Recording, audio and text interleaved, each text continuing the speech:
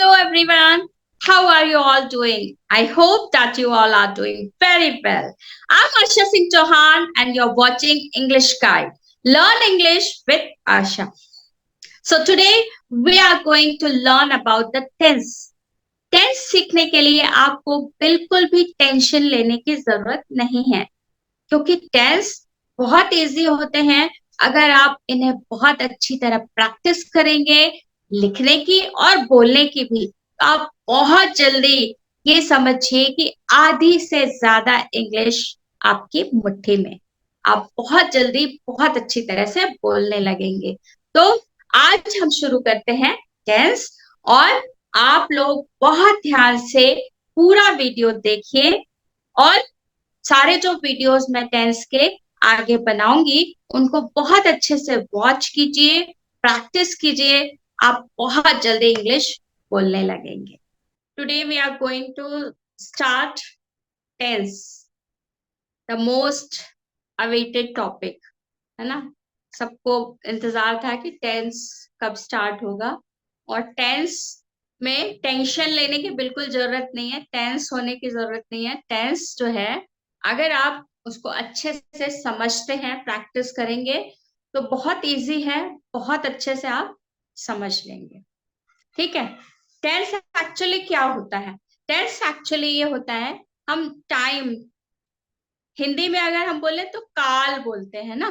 तो काल मतलब जो कुछ भी हो रहा है या हो रहा था या होगा, है ना, जो भी चल रहा है, चल रहा था या चल रहा होगा, है ना। इस तरह के जो सेंटेंसेस होते हैं जो अलग अलग टाइम में जो कुछ भी हुआ रहता है तो हम उसको टेंस में टाइम के अकॉर्डिंग डिवाइड करते हैं। ठीक है। टाइम के अकॉर्डिंग, जैसे पास्ट में जो कुछ हुआ तो हम उसको पास्ट टेंस बोलते हैं, जो कुछ भी पहले हुआ था। जो कुछ हो रहा है वो प्रेजेंट है और जो होगा वो फ्यूचर टेंस है। ठीक है। तो हिंदी में हम काल बोलते हैं, वैसे इंग्लिश में हम उसे टेंस बोलते हैं। ठीक है। तो यहाँ पर मैंने लिखा हुआ है कि टेंस मतलब काल। काल को तीन भागों में डिवाइड किया गया है, मतलब तीन तरह के काल होते हैं। एक होता है पास्ट टेंस यानी जो समय बीत चुका है, और प्रेजेंट टेंस यानी जो चल रहा है, और फ्यूचर टेंस यानी जो होगा, आगे जो समय आने वाला है। ठीक है। तो ये सारे, ये जो तीन काल होते हैं इसको बाद में सिर्फ चार उसमें डिवाइड किया गया है। ठीक है। इन तीनों टेंस के चार टाइप्स होते हैं। फर्स्ट होता है इनडेफिनिट, या इसको सिंपल भी बोलते हैं। सिंपल टेंस या इनडेफिनिट, इन सभी के ये चार होते हैं। जैसे पास्ट है तो पास्ट इनडेफिनिट टेंस या सिंपल पास्ट टेंस, इसको सिंपल पास्ट टेंस भी बोलते हैं, पास्ट इनडेफिनिट टेंस भी बोलते हैं। फिर पास्ट कॉन्टिन्यूअस, कंटिन्यूअस, इसको प्रोग्रेसिव टेंस भी बोलते हैं, पास्ट प्रोग्रेसिव टेंस। ठीक है। Past perfect, perfect continuous. ठीक है, ये चौथा है। तो इनडेफिनिट, ये सभी के जैसे पास्ट इंडेफिनिट होता है वैसे प्रेजेंट इंडेफिनिट भी होता है, वैसे फ्यूचर इंडेफिनिट भी होता है, और पास्ट कॉन्टिन्यूअस, प्रेजेंट कॉन्टिन्यूअस और फ्यूचर कॉन्टिन्यूअस। और उसके बाद है परफेक्ट, तो पास्ट परफेक्ट, प्रेजेंट परफेक्ट और फ्यूचर परफेक्ट। और सबसे लास्ट होता है perfect continuous. Perfect continuous, past perfect continuous, present perfect continuous और फ्यूचर परफेक्ट कॉन्टिन्यूअस। अब अगर आप एक का अच्छे से समझ गए तो बाकी सबका भी समझना उतना मुश्किल नहीं होता। सिर्फ सभी के जो हेल्पिंग वर्ब्स होते हैं वो अलग अलग होते हैं। ठीक है। बाकी लगभग सेम पैटर्न होता है। तो हम इनडेफिनिट टेंस कैसे पहचानते हैं? ठीक है। इनडेफिनिट टेंस जो होता है उसमें जैसे प्रेजेंट वाला है, प्रेजेंट इनडेफिनिट, तो उसमें लास्ट में ता ते ती इस तरह का आता है। जैसे वह खेलता था या खेलता है या खेलेगा, है ना, या खेलता होगा। इस तरह के जो सेंटेंसेस होते हैं उनमें हम उनको प्रेजेंट इंडेफिनिट या पास्ट इंडेफिनिट या फ्यूचर इंडेफिनिट में आते हैं। इसका सीधा सीधा ये है कि हम इन सेंटेंसेस में एक्चुअली कोई कार्य होता हुआ नहीं, बल्कि इस तरह के सेंटेंस होते हैं जो हम रेगुलरली करते हैं, जो काम हम रेगुलरली करते हैं, ज्यादातर करते हैं या नहीं करते हैं, इस तरह के सेंटेंस जो हैं वो इनडेफिनिट टेंस या सिंपल टेंस कहलाते हैं। ठीक है, रेगुलरली हम जैसे 4 बजे उठते हैं या 5 बजे उठते हैं, तो इस तरह के जो सेंटेंस होते हैं वो सिंपल प्रेजेंट या सिंपल पास्ट या सिंपल फ्यूचर में आते हैं। ठीक है, इसकी पहचान इस तरह की होती है, लेकिन बिल्कुल ऐसा जरूरी नहीं है कि उस सेंटेंस में ऐसा, उसको हिंदी में थोड़ा सा कभी अलग वे में भी बोला जाता है, लेकिन आपको समझ में आना चाहिए। ठीक है, फिर सेकेंड है कंटिन्यूअस या प्रोग्रेसिव। कंटिन्यूअस या प्रोग्रेसिव यानी जो काम जारी है, जो काम चल रहा है, मतलब अगर प्रेजेंट पास्ट टेंस है तो पास्ट टेंस में वो काम चल रहा था। ठीक है, और प्रेजेंट टेंस है मतलब प्रेजेंट में वो काम चल रहा है। और फ्यूचर टेंस है। कंटिन्यूअस टेंस क्या होता है? कंटिन्यूअस टेंस जो काम पास्ट में या प्रेजेंट में या फ्यूचर में जारी मतलब चल रहा है ना, पास्ट में चल रहा था, मतलब उसमें लास्ट में रहा था, रही थी, रहे थे आता है। और अगर वो प्रेजेंट टेंस में कोई काम चल रहा है, भी जारी है, उसके लिए हम कंटिन्यूअस टेंस यूज करते हैं। फिर उसके बाद है फ्यूचर कंटिन्यूअस, मतलब जो काम फ्यूचर में जारी होगा। ठीक है, उसके लिए हम फ्यूचर कंटिन्यूअस बोलते हैं। परफेक्ट टेंस यानी जो काम हो चुका, पास्ट में हो चुका है, तो वो पास्ट परफेक्ट कहलाता है। जो काम प्रेजेंट में हो चुका है वो प्रेजेंट परफेक्ट टेंस कहलाता है। जो काम फ्यूचर में हो चुका होगा उसको हम फ्यूचर परफेक्ट टेंस कहते हैं।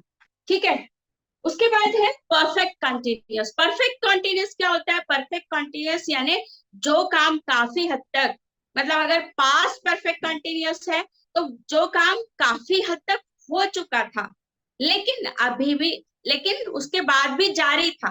ठीक है, जो काम काफी हद तक हो चुका था लेकिन उसके बाद भी जारी था, उसके लिए हम परफेक्ट कंटिन्यूअस टेंस यूज करते हैं।